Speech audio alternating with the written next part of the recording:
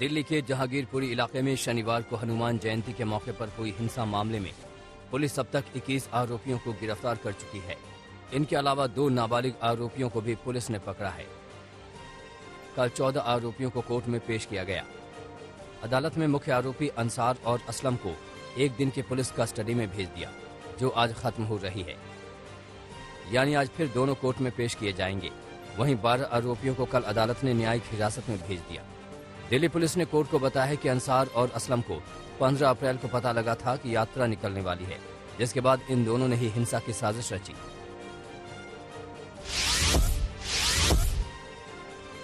जहांगीरपुरी में हुई हिंसा की जांच क्राइम ब्रांच को सौंप दी गई है। Special commissioner crime Ravindra Yadav ने इसकी जानकारी दी। शुरुआती जांच के बाद पुलिस ने बताया कि पथराव की शुरुआत मस्जिद की छत से पत्थर फेंकने से हुई थी। इस बीच बीजेपी सांसद हंसराज हंस जहांगीरपुरी थाने पहुंचे और पुलिस अधिकारियों से मुलाकात कर घटनाक्रम पर अब तक हुई कार्रवाई की जानकारी ली। दिल्ली के जहांगीरपुरी इलाके में हुए बवाल के बाद पूरे इलाके में पैरामिलिट्री फोर्स और दिल्ली पुलिस के जवान पेट्रोलिंग कर रहे हैं। इस बीच हिंदू संगठन के कुछ लोग जहांगीरपुरी स्थित पुलिस थाने में पहुंचे और थाने के बाहर जय श्री राम के नारे लगाए। दिल्ली पुलिस के मुताबिक जहांगीरपुरी इलाके में स्थिति पूरी तरह नियंत्रण में है। इलाके में पर्याप्त पुलिस बल तैनात किया गया है ताकि उपद्रवी कोई गड़बड़ी न फैला सके। दिल्ली हिंसा के मामले में हुई गिरफ्तारियों पर एआईएमआईएम अध्यक्ष असदुद्दीन ओवैसी ने सवाल उठाए हैं। ओवैसी ने कहा है कि दिल्ली पुलिस ने जिन लोगों को गिरफ्तार किया है, सबके सब मुसलमान हैं। क्या हथियार लेकर खुलेआम घूमना, मस्जिदों को नापाक करने की कोशिश करना अब जुर्म नहीं रहा? ओवैसी ने सवाल उठाते हुए कहा है कि देश की राजधानी में सरकार की ओर से एक तरफा कार्रवाई से दुनिया को क्या पैगाम दिया जा रहा है। इसके साथ अरविंद केजरीवाल पर हमला बोलते हुए ओवैसी ने कहा कि दिल्ली के मुख्यमंत्री की बुजदिली है कि वो दोषी का नाम नहीं ले सकते। जुलूस में बंदूक और तमंचे लेकर घूमने वालों के खिलाफ इनका मुंह नहीं खुलता। एक ही समुदाय के आरोपियों की गिरफ्तारी पर उठ रहे सवालों का दिल्ली पुलिस के स्पेशल सीपी ने जवाब दिया है। दिल्ली पुलिस के स्पेशल सीपी दीपेंद्र पाठक ने कहा है कि शोभा यात्रा के दौरान तलवारें और बंदूक लहराए जाने के भी कुछ फुटेज मिले हैं। इस पर जांच पड़ताल के बाद आगे की कार्रवाई की जाएगी।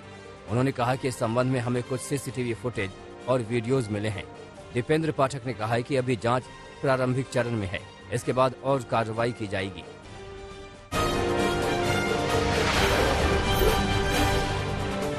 दिल्ली पुलिस के पास हिंसा के करीब 100 वीडियोज हैं, जिनकी मदद से एक एक शख्स की पहचान बेनकाब की जा रही है, जो दिल्ली को दंगों की आग में झोंकने की साजिश में थे। अब तक जो वीडियो सामने आए हैं, उनमें 2 किरदारों का रोल सबसे अहम दिख रहा है, वो है असलम और अंसार का। अब शोभा यात्रा में फायरिंग करने का भी वीडियो सामने आया है। वीडियो में देखा जा सकता है कि हिंसा भड़काने के साथ ही एक शख्स जिसने नीले रंग का कुर्ता पहना हुआ है, वो पिस्तौल तानता है और फायरिंग कर देता है। जहांगीरपुरी में हिंसा से ठीक पहले शोभा यात्रा का एक वीडियो सामने आया है। ये वीडियो बेहद चौंकाने वाला है। वीडियो में शोभा यात्रा में शामिल युवकों के हाथ में हथियार नजर आ रहे हैं। किसी के हाथ में शॉटगन है तो किसी के पास पिस्टल। वीडियोज में तेज आवाज में गाने बज रहे हैं। शोभा यात्रा में शामिल लोग नारे लगा रहे हैं और साथ ही भीड़ में शामिल युवक तलवार, पिस्टल और शॉटगन से लहरा रहे हैं और झूम रहे हैं। जहांगीरपुरी हिंसा में 8 पुलिसकर्मी समेत 9 लोग घायल हैं। हिंसा में घायल दिल्ली पुलिस के एसआई ने एक एक कहानी बयां की। एसआई अरुण कुमार ने बताया कि वो हिंसा के वक्त घटनास्थल पर मौजूद थे। एसआई के मुताबिक हालात अचानक से बिगड़ गए। 500 से 1000 लोग शोभा यात्रा पर पत्थरबाजी करने लगे। हंगामा करने वाले लोगों के पास हथियार भी थे। उपद्रवियों को समझाने की कोशिश हुई, लेकिन वो नहीं माने। हिंसा की जांच करने वाली टीम लगातार एक्शन में है। दिल्ली पुलिस ने 3 पिस्तौल और 5 तलवार जब्त किए हैं। इसके साथ ही संदिग्ध लोगों से पूछताछ भी जारी है। दिल्ली पुलिस हिंसा मामले की हर एंगल से जांच में जुटी है। आरोपियों के सोशल मीडिया अकाउंट भी खंगाले जा रहे हैं। पुलिस ने व्हाट्सएप ग्रुप के होने के एंगल से भी जांच शुरू कर दी है। ऐसा माना जा रहा है कि महज 10 से 15 मिनट के बीच हिंसा तेजी से भड़की और लोग बेकाबू हो गए।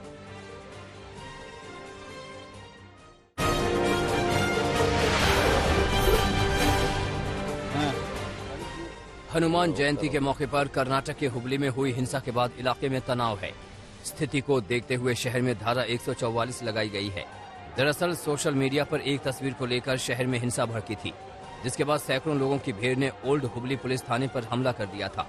इस हमले में 12 पुलिस वाले घायल हुए हैं, जिसमें 2 लोगों की हालत गंभीर बताई जा रही है। हुबली में हुई घटना के बाद कर्नाटक के मुख्यमंत्री बसवराज बोम्मई ने कहा कि ये घटना ऐसी लग रही है जैसे संगठित रूप से हमला किया गया हो। उत्तराखंड के हरिद्वार के भगवानपुर इलाके में हिंसा के बाद तनाव बना हुआ है। हनुमान जयंती के मौके पर निकाली गई शोभा यात्रा में कुछ लोगों ने पथराव किया, जिससे इलाके का माहौल खराब हो गया। तनाव को देखते हुए पुलिस ने इलाके में भारी पुलिस बल तैनात किया है। साथ ही हिंसा फैलाने वाले कुछ आरोपियों की भी गिरफ्तारी हुई है। भगवानपुर में हुई हिंसा को लेकर साधु संतों में आक्रोश है। साधु संतों ने दोषियों पर फौरन कार्रवाई की मांग की है। बीजेपी ने भ्रष्टाचार के मसले पर आम आदमी पार्टी को कटघरे में खड़ा किया है। बीजेपी प्रवक्ता समित पात्रा ने कहा है कि अरविंद केजरीवाल की रणनीति है कि कुछ नहीं करना, केवल जिक्र करना और जिक्र की फिक्र करना। समित पात्रा ने कहा कि केजरीवाल विज्ञापनों के जरिए अपनी पार्टी को लेकर झूठे दावे करते हैं। आजकल पंजाब के मुख्यमंत्री एंटी करप्शन हेल्पलाइन का प्रचार कर रही हैं। बीजेपी ने आपको पुराने वादे याद दिलाए और कहा कि शीला दीक्षित, लालू प्रसाद यादव जैसों के खिलाफ सबूत होने का दावा केजरीवाल करते थे, लेकिन फिर भूल गए। काम न करना, केवल काम का फिक्र करना और फिक्र का जिक्र करना, यह अरविंद केजरीवाल जी का यूएसपी रहा है। और खास करके विज्ञापनों के माध्यम से अपने पार्टी के भिन्न भिन्न विषयों को आगे बढ़ाने की चेष्टा करना, जो धरातल पे वास्तविकता नहीं है। आजकल भी हम टीवी ऑन करते हैं तो पंजाब के आदरणीय मुख्यमंत्री जी को एक एंटी करप्शन हेल्पलाइन के साथ देखते हैं। 2024 के लोकसभा चुनाव से पहले बीजेपी के खिलाफ मोर्चा बनाने की तैयारी तेज हो रही है। इस बीच शिवसेना ने संकेत दिए हैं कि मुंबई में जल्द गैर बीजेपी शासित राज्यों के मुख्यमंत्रियों की बैठक हो सकती है। शिवसेना के सांसद संजय राउत ने कहा है कि देश के मौजूदा राजनीतिक स्थिति पर चर्चा करने के लिए मुंबई में जल्द ही गैर बीजेपी शासित राज्यों के मुख्यमंत्रियों की एक बैठक होने की संभावना है। बता दें कि इससे पहले पश्चिम बंगाल की मुख्यमंत्री ममता बनर्जी ने सभी गैर बीजेपी शासित राज्यों के मुख्यमंत्रियों को खत लिखा था।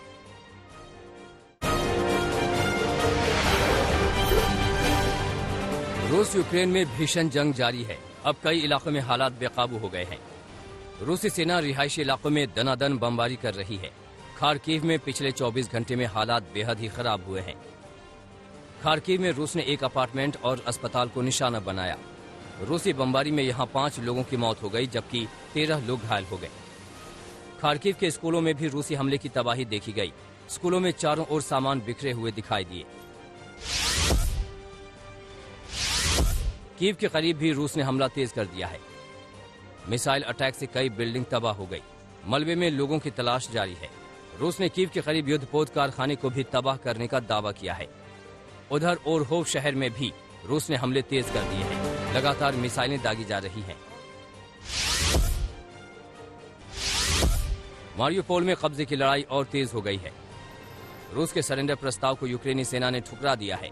यूक्रेनी सेना ने साफ कह दिया है कि वो किसी भी कीमत में सरेंडर नहीं करेंगे।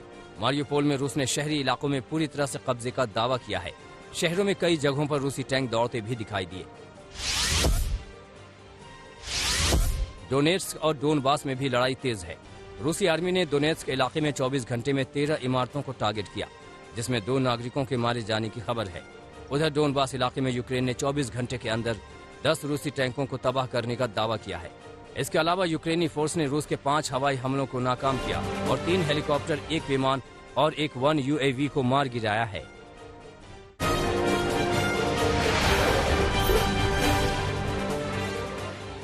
यूक्रेन के उपरक्षा मंत्री का दावा, लगातार रूसी हमलों के बावजूद मारियोपोल का प्रमुख बंदरगाह यूक्रेन के कब्जे में है।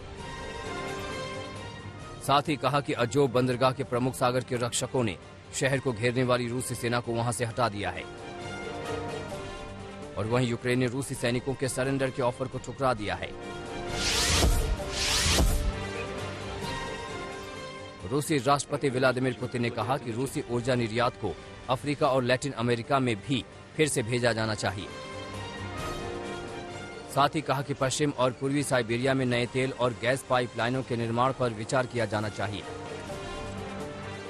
बता दें कि यूक्रेन से युद्ध की वजह से पश्चिमी और यूरोपीय देशों ने ऊर्जा समेत कई चीजों पर प्रतिबंध लगाया है।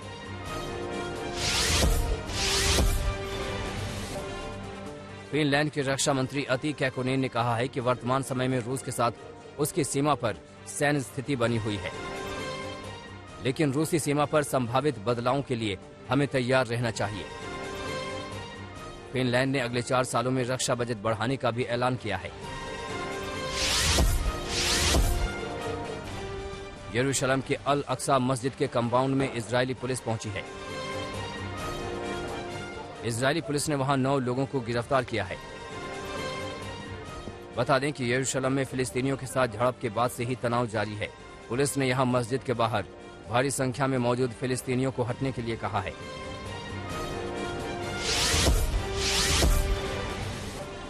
श्रीलंका में आर्थिक संकट को लेकर राजधानी कोलंबो में विरोध प्रदर्शन जारी है। देश में बढ़ती कीमतें, ईंधन की कमी और बिजली कटौती की भारी कमी से लोग नाराज हैं। प्रदर्शनकारियों ने प्रधानमंत्री और राष्ट्रपति गोटाबाया राजपक्षे के इस्तीफे की मांग को लेकर नारेबाजी भी की है।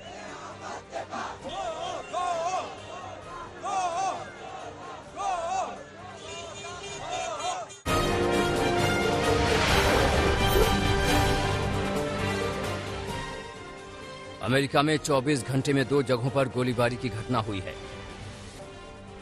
इस बार गोलीबारी पीटर्सबर्ग में हुई, जहां 2 लोगों की मौत की खबर है, जबकि 11 लोगों के घायल होने की सूचना मिली है। पुलिस के मुताबिक ये गोलीबारी एक पार्टी के दौरान हुई है। घटना के समय वहां 200 से ज्यादा लोग मौजूद थे। इसके पहले दक्षिणी कैरोलिना में गोलीबारी का मामला सामने आया था।